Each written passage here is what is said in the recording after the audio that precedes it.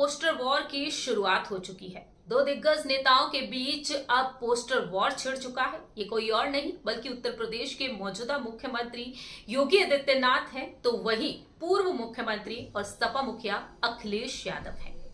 नमस्कार, digital platform में आपका बहुत बहुत स्वागत है। मैं हूं आपके साथ प्रांशु राठौर। 2027 में उत्तर प्रदेश में विधानसभा चुनाव होंगे और इन विधानसभा चुनाव की तैयारियों में समाजवादी पार्टी लंबे वक्त से जुटी हुई है।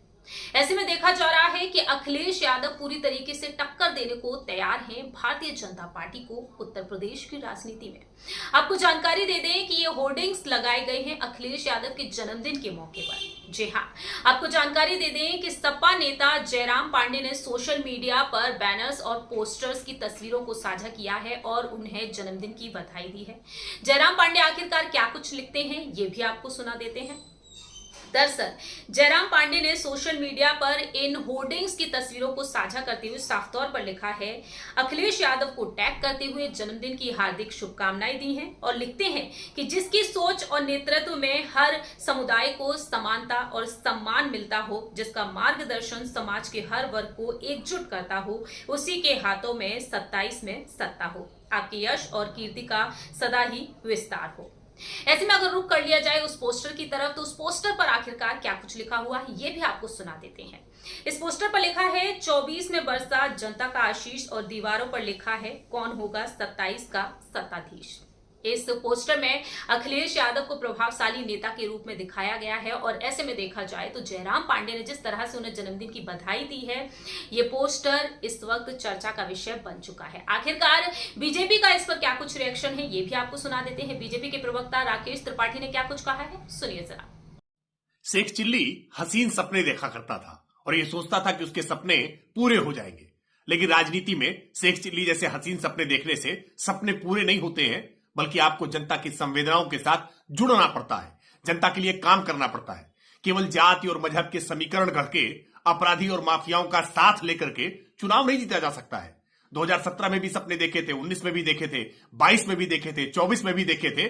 अभी 27 की चिंता ना करें, उत्तर प्रदेश में उपचुनाव होने वाले हैं। पहले उपचुनाव की चिंता करें, ये उपचुनाव के परिणाम ही उनके सारे सपनों को चकनाचूर कर देंगे। आपने सुना दर्शकों किस तरह से यहाँ पर अब इस पोस्टर के चलते किस तरह से वॉर की शुरुआत हो चुकी है। योगी आदित्यनाथ ने यूपी में किस तरीके से ये नारा दिया, इसके बाद उन्होंने हरियाणा के विधानसभा चुनाव में भी यही नारा दिया और अब महाराष्ट्र तक इस नारे की गूंज सुनाई दे रही है। तो ऐसे में अखिलेश यादव भी जरा सा भी पीछे नहीं है। अब देखना यही होगा कि 2027 में जब विधानसभा चुनाव होंगे, इन विधानसभा चुनाव में किस तरह से समाजवादी पार्टी लीड करती हुई नजर आएगी या फिर नहीं। आपको मालूम हो कि लोकसभा चुनाव 2024 में समाजवादी पार्टी किस तरह से उभरती हुई सामने आई है, बीजेपी को पछाड़ती हुई देखी गई है। तो ऐसे में अखिलेश यादव के नेतृत्व को देखते हुए समाजवादी पार्टी के नेता मानते हैं कि 2027 में समाजवादी पार्टी की जीत पक्की है और मुख्यमंत्री अखिलेश यादव ही बनेंगे।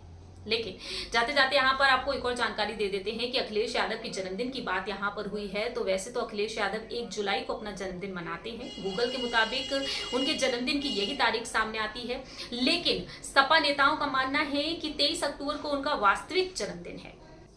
अब दर्शकों, पोस्टर वॉर की शुरुआत तो हो चुकी है, लेकिन देखना होगा कि आखिरकार 27 का सत्ताधीश कौन होगा। धन्यवाद। बने रहिए हमारे साथ। खबर के हर चौराहे पर पोस्टमैन मिलेगा आपको सत्य के संदेश के साथ। जय हिंद, जय भारत।